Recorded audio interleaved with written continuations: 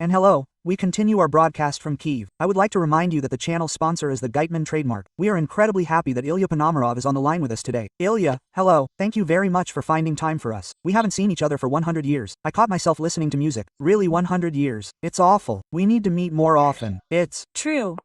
Yes, Ilya, well, negotiations, yes, some kind of strange story. Almost a detective story with these negotiations. And if it weren't about us, then it really would be possible to write a detective novel. Moreover, all the participants are so high-ranking that it would definitely be possible to make some kind of bestseller and sell it for a lot of money, yes, but since it's about us, it's somehow strange. Here, Ilya, what is your impression of everything that's happening? Later, of course, we'll analyze it piece by piece, but the general impression is interesting. yes. Listen, in fact, here, I don't see any conspiracy theory or secret at all. In fact, my experience tells me that the simpler the situation, the more, constructions are usually layered around it, because no one can believe that everything is that simple, yes. So, in general, in my opinion, it is absolutely worthy of the pen of Christopher Buckley. I don't know, this is the kind of author. That is, he is the former press secretary, I think, of Bush Sr., who worked in the White House, who became, a satirical, writer, writes about American political reality, There was a famous film about him, Thank You for Smoking. That is, he writes there about all sorts of American lobbyists, about living in the White House and so on. It's a lot of fun. He's just like Jerome, right? I highly recommend this from Politics and it's beautifully translated. That is, it is not necessary to read it in the original, although he has excellent language in the original. Here, by the way, he even had a book about Trump's first term. So, there, that is, also quite funny. Well, that is, now it is clear that all this is happening against the backdrop of a terrible tragedy, but I really look at this whole team, well, it is simple, yes. I really like Trump because he is sincere. In his cynicism, the desire to earn money, that is, the desire to be in the center of attention, narcissism, all this, that is, and so on, with a Nobel Peace Prize and so on. Well, he is absolutely sincere in this, and what you see is what you get. And, that means, Vitkov went to Moscow. In Moscow they told him, here's the only thing that is not entirely clear there, that is, at what level, that is, did Putin personally say it or did Dmitriev say it? This I really do not know, but in any case, he was told that Putin was ready to exchange Donbass for Zaporizhia and Kherson. So, he came, to America, reported this to his boss, and that's why Alaska happened. So, because, the boss said that this, can be sold to the Ukrainians as an idea, because, well, look, here's Donbass, and here, Zaporizhia and Kherson, right? So, here's a small piece of Donbass left, and here, a large, land that is five times larger. And when Trump says that Ukraine will get a bunch of land, he means this too, right? So, he doesn't mean small pieces of Sumy and Kharkiv, right? So, he means, yes, that is, the Kherson, Zaporizhia region, because this, was said in Moscow under this flag, which means Putin flew to Alaska. So, in Alaska, he did not confirm this to Trump, and he said they're an intermediate option, that, let Ukraine give me Donbass, so I will give, of course, these small pieces, yes, that is, and regarding Zaporozhye and Kherson I will simply freeze the front line. But again, from Putin's point of view, this is also an absolutely understandable story, because, well, never give everything at once, always bargain, that is, then we will come to an agreement, right? So, that is, it is necessary, but if you gave in right away, you have nothing to bargain with. So, in the end, Trump got angry, but not so much as to smash pots, so they left, as if smiling, but that means, recently but yes, but not victory. That is, they did not agree, that's it. After which Trump began to think, that means, what needs to be done to finally come to an agreement with Ukraine? That is, he still believes that there will be this exchange of Zaporizhia and Kherson, right? That is, we just need to bargain more, we need to suppress more, that is, there, and so on. But that is precisely why, like, let Zelensky himself go to Putin first. That's it, and then, that means, the heavy artillery. That is why there was a separate meeting with Zelensky. That is, in order to take another intermediate step in trade. Well, Trump is indeed an experienced negotiator, yes, that is, and, accordingly, he approaches this in this way. But there is also a question there about, and he thought about how to fulfill the requirement, which for Putin is a fundamental reason for NATO.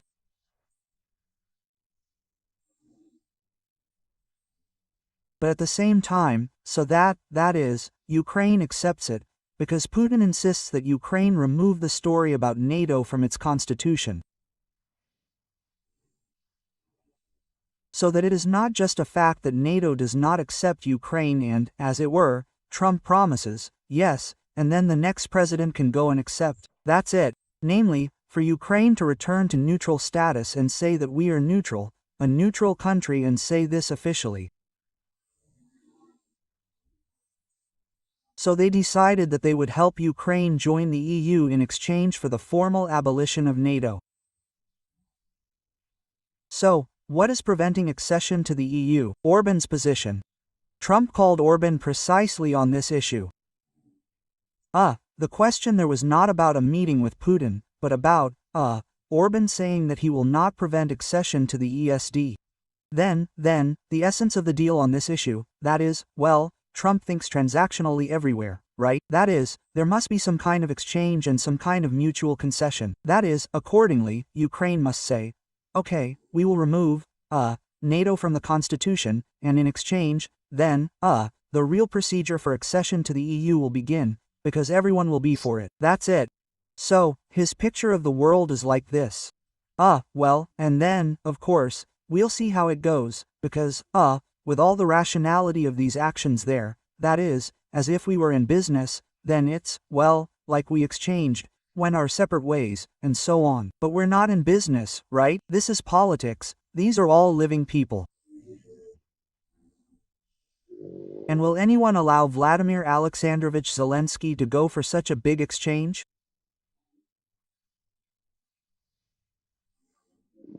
Not a fact, to put it mildly, right?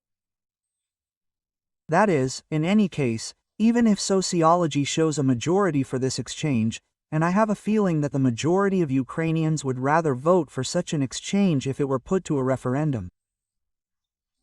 Well, that's my guess, right? That is, in any case, society would be split on this issue. But, the entire political opposition will definitely raise a fuss, a scandal, and so on.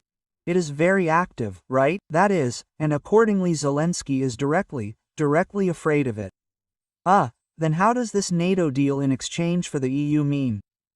Yes, that's the same thing, that is, how to get votes in the Verkhovna Rada. It's completely unclear in this situation. Well, in general, that is, all this is in such, a zone of uncertainty, but Trump, is driven, of course, by the motivation of the Nobel Peace Prize, and this is his main, absolutely dominant motivation here. Not geopolitical, that is, not economic, that is, but, it's really a shame that Obama was given it, but he wasn't. So, and you have to figure it out somehow. By the way, I saw the last, long story, wonderful joke. It means she's very American, but nevertheless, it means, the cleaner, it means, she's sitting on the Nobel Committee. They're supposed to have a meeting there in a month. He sits in the Nobel Committee and says, give Obama the Nobel Prize a second time for fun.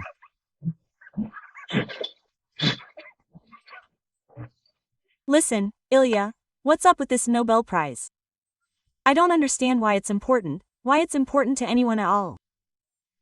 Now, if we're talking about American presidents, well, to be honest.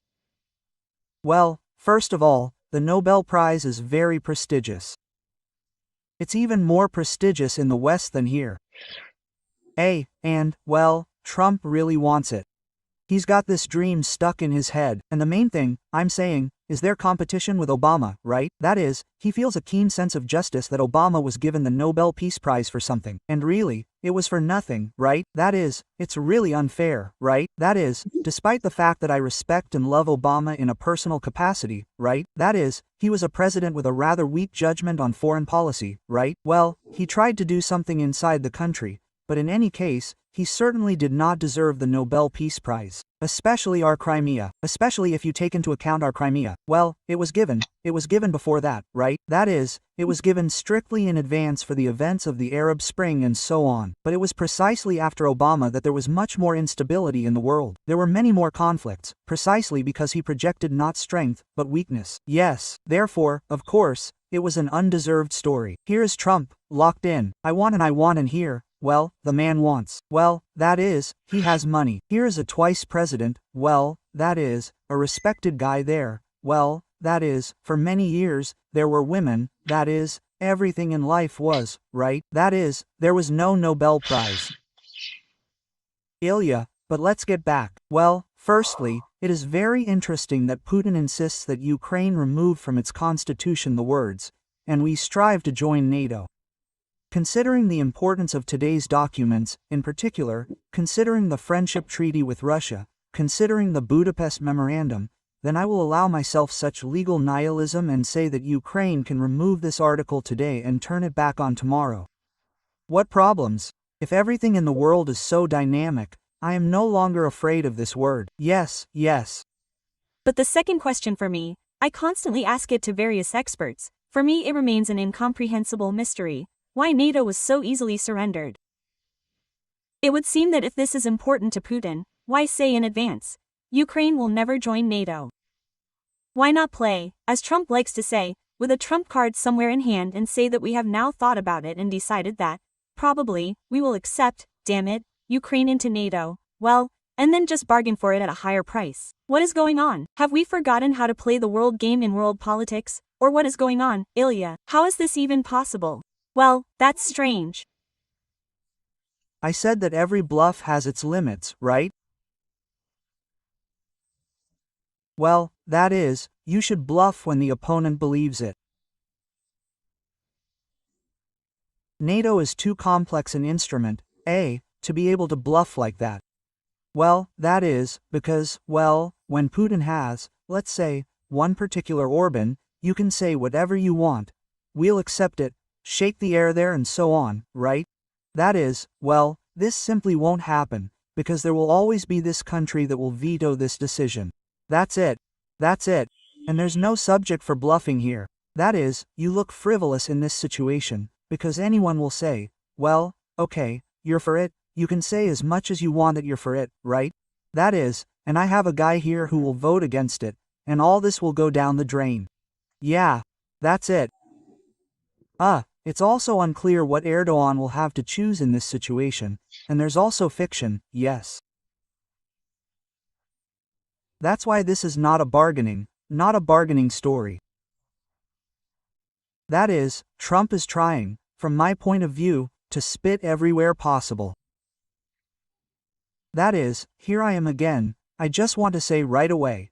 Therefore, for the viewers, here is the hero of my novel, yes, that is, I don't like his style, his views are not close to me, yes, that is, when he says something there, that is, very often, that is, my hair stands on end, I would never vote for him in my life, yes, but he seems to me to be a much more honest and consistent person than Biden. And I said this before his election, that the process would go on with him, right? That is, and it really did go on, right? That is, we can definitely see the process, right? He is not Putin's friend, he is not Agent Krasnov, right? There he does what he reads correctly, right? That is, the most important thing is that he does what he says. That is, yes. He constantly, that is, changes some rhetoric and so on, but this is precisely the negotiating tactic that he has chosen for himself. He constantly alternates between the carrot and the stick. That is, he does not want to beat the pot with Putin. But at the same time, I remind him, well, in Alaska there was even this symbol, right? That is, they talked. After that, that is, Putin went on a plane, a B-2 flew over him, yes, from above, yes, that is, well, this is something, that is, someone, oh, such honor and respect, that is, there is an air parade. This is an obvious threat, right? That is, it is just a demonstration, that is, this is after Iran, right? That is, this is, well, this is a direct indication that we can fly to you too, right? There now, when he wrote yesterday, the day before yesterday, that is, about these long-range, missiles, it is absolutely obvious that he is not going to provide them to, Ukraine. Well, the hint is clear, right? That is, and there is also a photo where he is pointing his finger at Putin, right? Well, that is an absolutely obvious message, yes. That is why where it is possible to bluff, like with these missiles, he will definitely bluff. Ilya, well now, probably, the key question. Does Putin need Trump, and to what extent does Putin need Trump?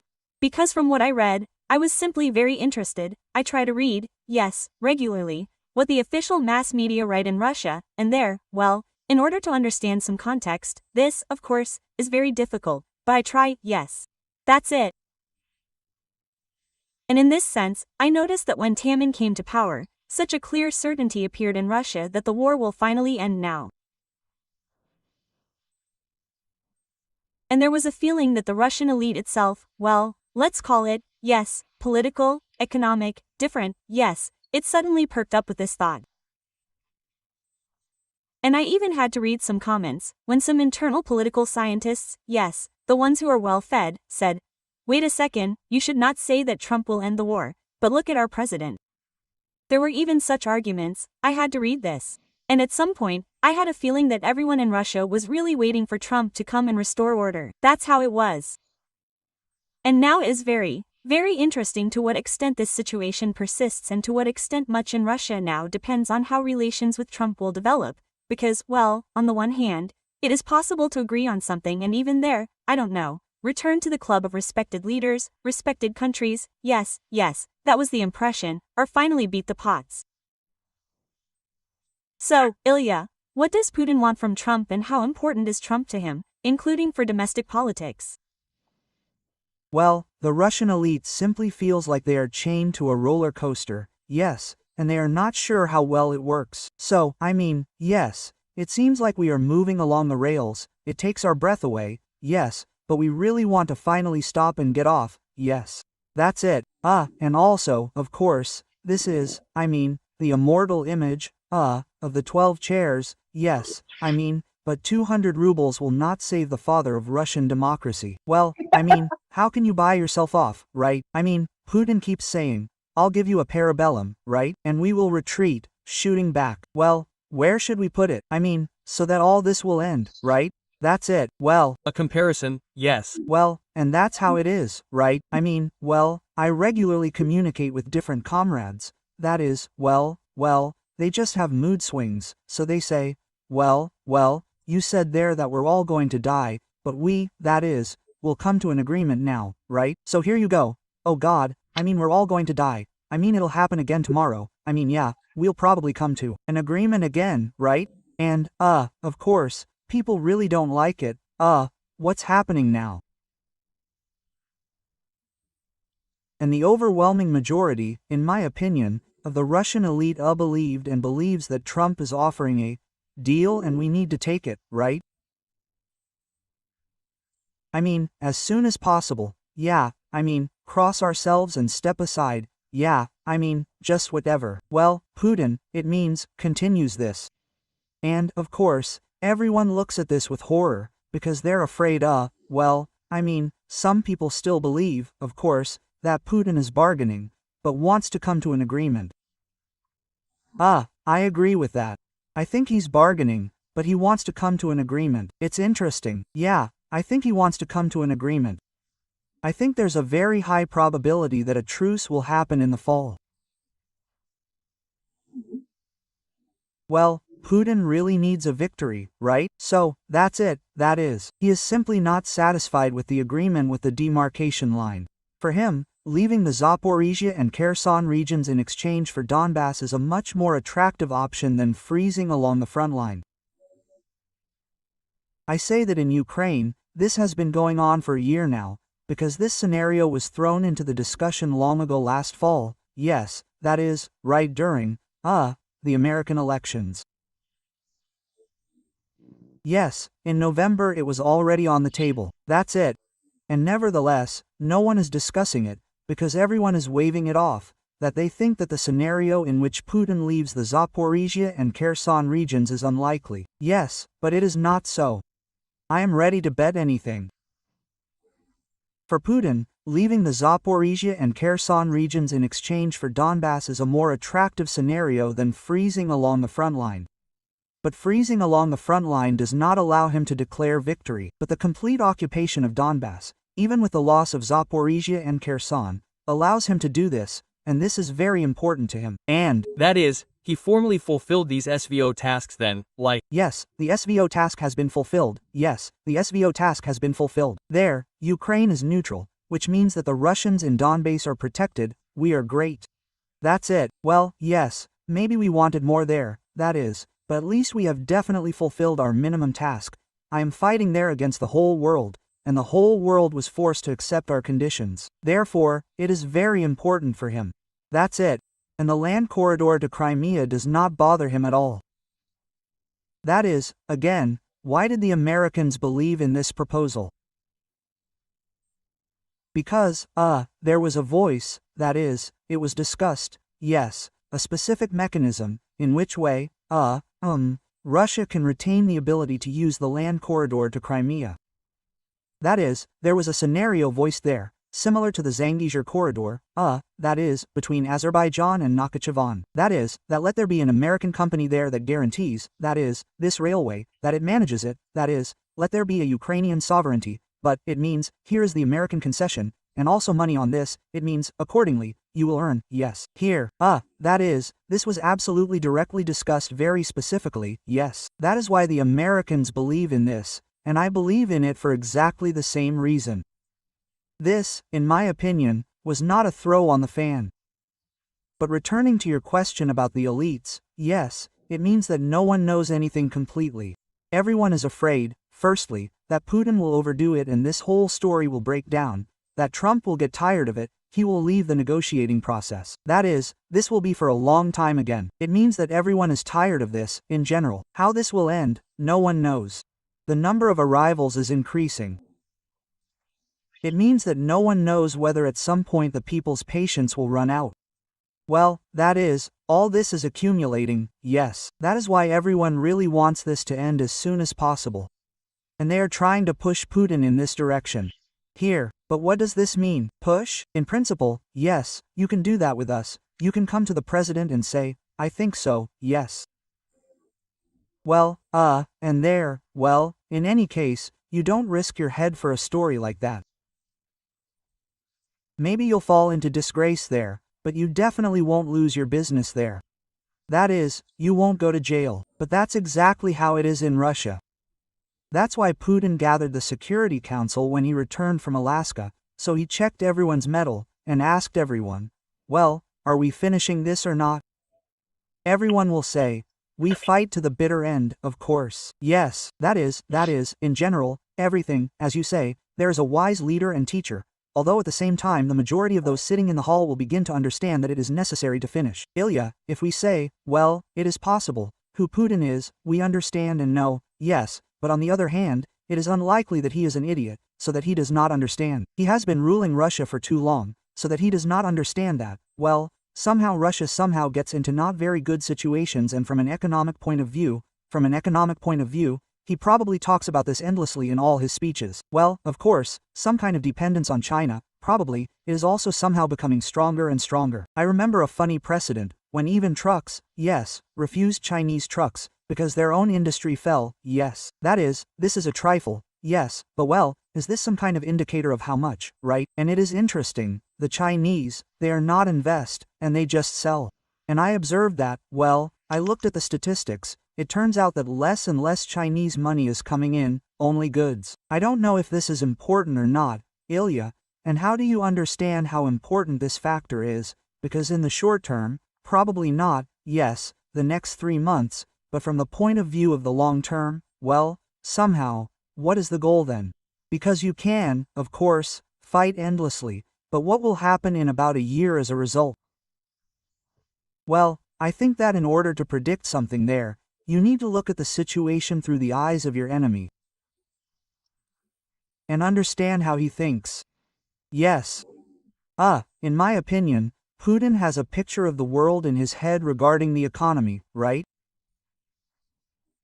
That is, the Westerners left all the assets, it means, went for free, it means, to Russian business, yes.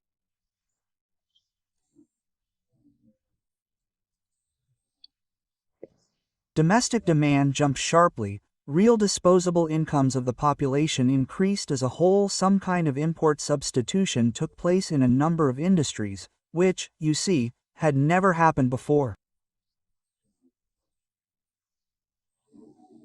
The dependence on oil and gas revenues decreased, and so on and so forth. That is, yes, there is certainly a problem, because all the same, although this dependence on revenues has decreased, yes, that is, but it is a source of hard currency, like in the Soviet Union, and therefore it is critically important that the percentage of the budget, the percentage ratio of the budget, yes, there it has dropped roughly from 50% to 1/3. That's it. But nevertheless, this currency, it is important and it exists. Now everything has adapted there. And after this first shock, when, you see, the European market was lost, new markets were found, respectively, Indian and Chinese. Yes, there are discounts there, but they are not catastrophic. That is, we are losing there, that is, on the price of there are 10 to 15%. Yes, that is, okay. Yes, that is, there is a lot of oil, that is why we are losing it, we still get a large flow there, right? That is, the Saudis are constantly playing with prices within the framework of guardianship, that is, they are lowering them in order to increase, that is, the volume of physical sales. That is, of course, if Putin believed that they would completely cut off his exports, that an embargo could occur, under which he cannot sell, then, probably, he would approach the situation differently. But he does not believe in it.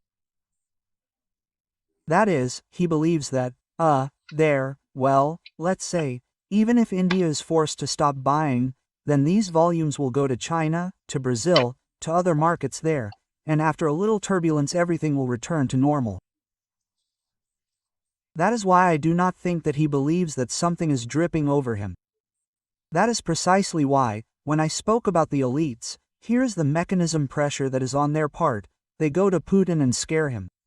That is, not a war, that is, they do not say anything about war, they are trying to scare him from the point of view of the economic situation, right? That is, this Quincy effect of pumping up the economy, like it has run out of steam, that means, people are no longer buying, accordingly, growth stops, and then there will be a fall, or maybe it is already a fall, here is the budget deficit. That is, all these words that Putin deeply does not understand, but what he definitely learned from his very first days as president, this is what he came to power with, right? About the fact that these liberal economists should be listened to, right? That is, to do whatever you want, but what they say, there is macroeconomics, inflation, there, you see, targeting, all this is what you need to listen to. And he listens to them, yes, but to a certain limit. Well, that's it, that's roughly what it looks like. Ilya, and here are a couple more questions that are related to oil and gas in this whole story. Something, apparently, Putin is offering Trump. Something that could be economically beneficial to America. What could be economically beneficial to America? Because many people say that Trump wants to actively trade or do joint business with Russia. What kind of business is that? What could Trump need in Russia that he would be ready to take such steps, and what could Putin potentially interest him in? Well, practically the only thing that Putin could be interested in the area of business at Putin's level is offshore oil production, primarily in the Arctic. There was a large project there, in which a noble was involved. So, Mobile was on Sakhalin. Accordingly, it was forced to leave there with the start of a large-scale invasion. Now in Russia, specifically for the Kolyaskin summit, a whole series of economic decisions were made, which formally gave ExxonMobil the opportunity to return. That is, now the gates are open for ExxonMobil. They can say at any moment that yes, here we go back, this company is quite close to Trump. We still remember that his Secretary of State was Rex Tillerson. Here. That is, he is still close, yes, after all, with Tillerson. That is, for them it is important. Well, that is, they have normal relations with them, they broke pots, right? That is, and this is in any case a company that is well disposed towards Trump. Here, so, from this whole Texas crowd, yes, so, but nothing big here right now. Paradoxically, the situation is such that, Ukraine in a business sense is more interesting to Trump than Russia. For Trump himself, yes, because Ukraine promises to be a large construction site for him. These are directly his own businesses, which he has, close friends there, you see, and so on, and this is clear to them. This is a simple business, which is clear. This is the Restoration Fund, which is absolutely inoperative at the moment, but in theory it shouldn't be operational until the truce. They'll start thinking about it for real when there's a truce. Well, that's also a carrot that's dangling in front of Trump. That's why I don't have the feeling that, well, there's no information. First of all, yes, that is, there's no feeling that Putin is making some kind of strong bait for him, from a business point of view. It seems to me that Putin is buying him much more with such strategic things of dividing the world, yes. That is, I think that he, is constantly hinting about China and that this is a forced friendship, with China, that we all understand there, that China is a challenge for us, there, it means, it's a danger, well, we are forced to be friends. This is the result, that is, of Biden's unwise policy. Of course, we would much rather go back and forth with you, that is, you understand that there is no real friendship between Russia and China. It's not friendship, it's a marriage of convenience. The Chinese are very much afraid of Russia. And when you talk about the fact that relations with China are of a trade, nature, it's not because of the Chinese, it's because of the Russians. The Russians don't let them in, the Russian authorities don't let China into their economy as investors. The biggest one, of course. Well, because the worst nightmare of a Russian governor is a Chinatown in his own region. It's just a categorical no. That's why trade, yes, everyone wants to trade with China, everyone wants Chinese loans there.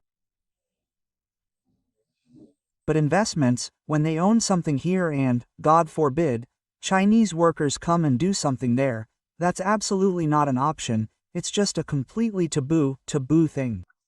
It's just fear, a very big fear, and it still exists, this fear, and it's only growing, it is not decreasing.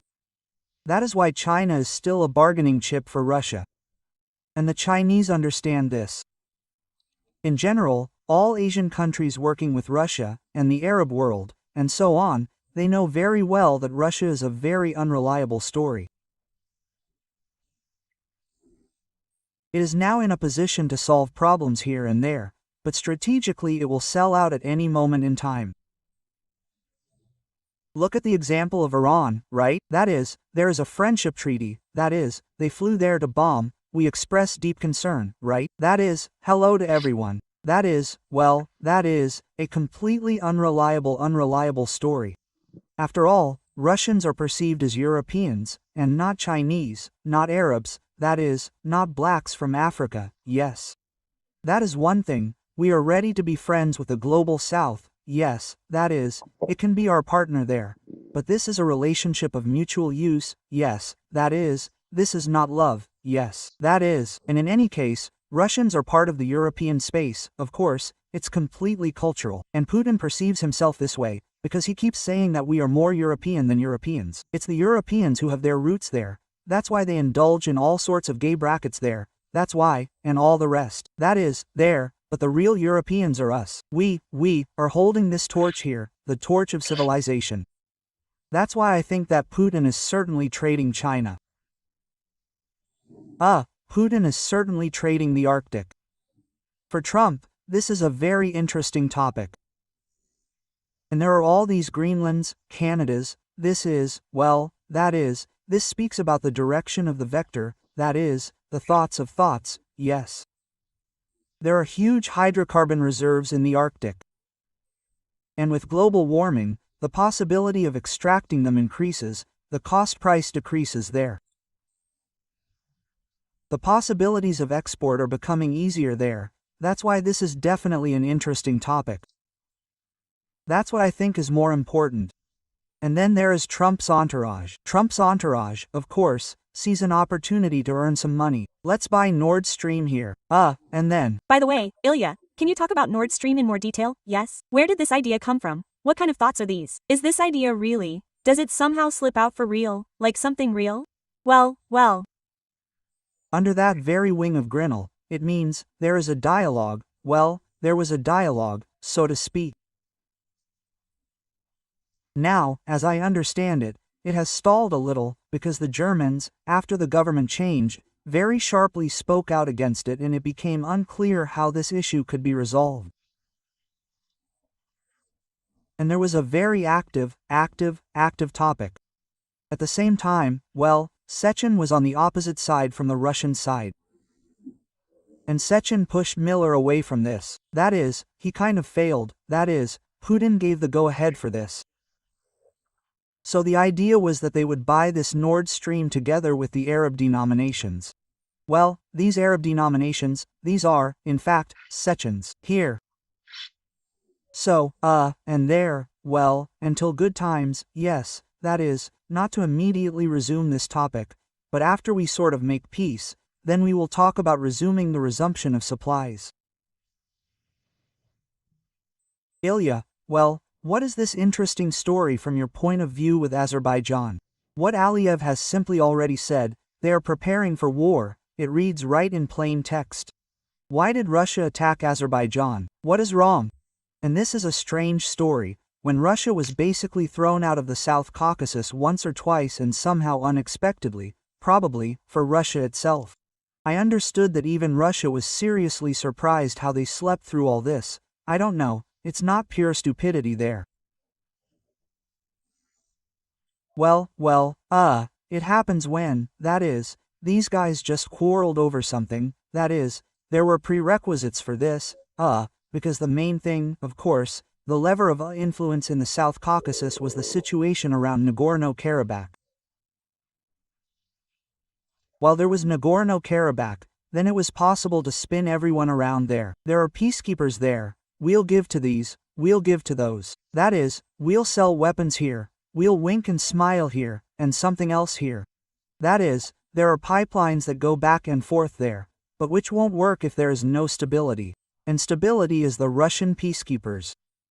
Then the Russian peacekeepers disappeared, because of the war with Ukraine, which means Azerbaijan defeated Armenia during the Second War.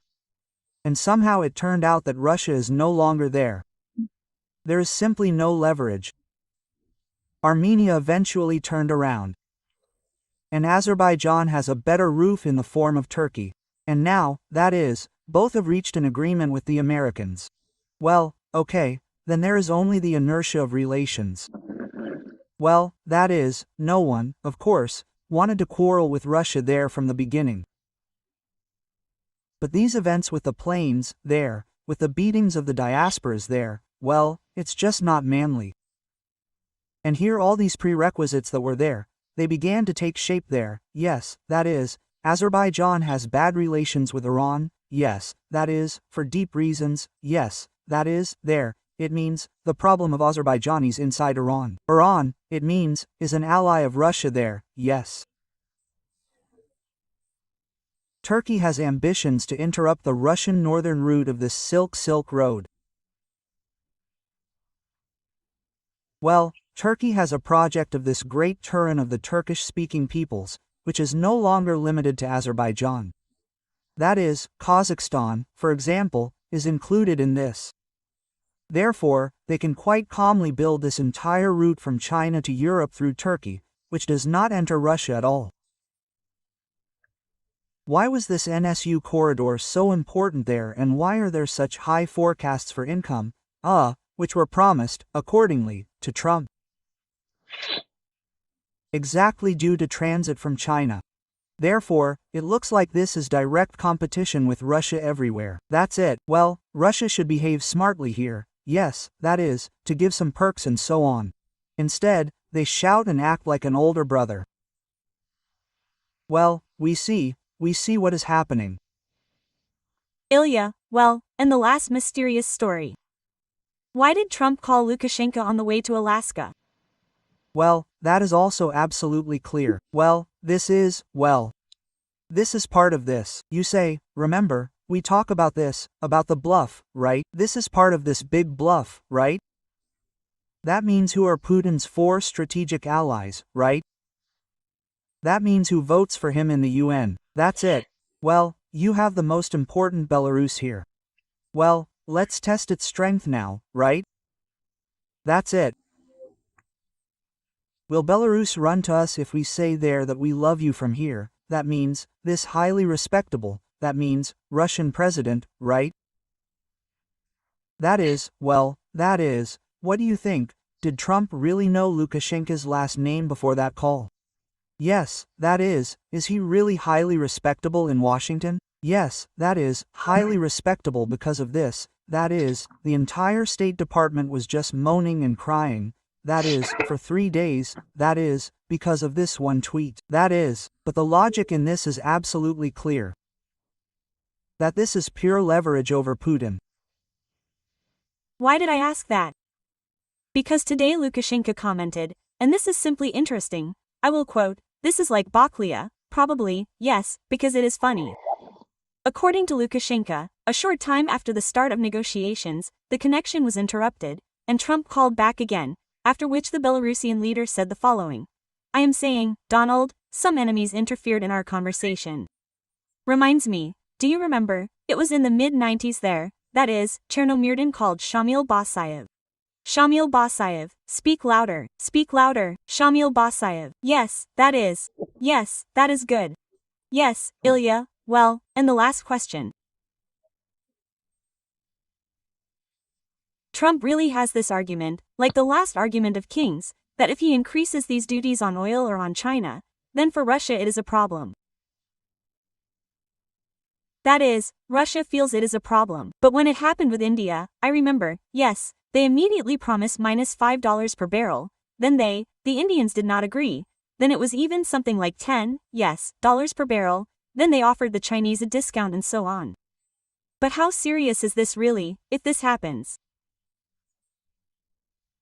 Well, first of all, I thought and still think that Trump will make every effort to not actually use these duties. And there I predicted that if he introduces them, then only as some kind of demonstrative measure there in order to beat up, for example, Brazil, yes, which in this situation is not a pity, because with it anyway bad relations. That's just to demonstrate the seriousness of intentions. But that is, it will not come to real action there. Simply for the reason that, Trump really does not want to quarrel with Putin. He really believes that it is possible to come to an agreement with Putin. Therefore, threatening means blackmailing, bluffing, and so on. That's one story, right? There, to use a real threat, that is, a realized threat is no longer a threat, right? That is, it is already there an unpleasantness that happened, right? The threat that is not realized is scary. So he wants much more to pile up new threats, yes, that is, than to fulfill what he has already said. Therefore, this, of course, will be a bad sign for Russia if he implements this. It just means that he has already mentally surrendered there, and he believes that this is all, that it is all useless, but it actually acts, because the Indians got nervous, and even without the introduction, that is, of these very tariffs, yes, that's right, there are already discounts, that is, there are already refusals, that is, there are already freezes, that is, because no one wants to be the scapegoat. Doesn't know when Trump, that is, in the end, that is, decided to do this. There, to hell with it, right? That is, to risk it in this way. Therefore, it's a little bit, but it's already pressure. But still, Trump wants to come to an agreement and Putin wants to come to an agreement. Here, Trump wants more than Putin. Putin uses this as a tool for manipulation, because he understands that Trump really wants it, and therefore, this is his weakness, this is his Achilles heel that must be used. This is the Nobel Peace Prize. That is, this is the weakness of the opponent. There, in vain, Trump showed it so strongly that he wants it, but nevertheless, they both want it. Ilya, thank you. Thank you very much. I was very glad to see you. Thank you. Likewise, thank you. Thank you. Ilya Ponomarev was our guest today, for which we are terribly grateful, of course. We are grateful to you. Our sponsors us on YouTube. Stay tuned.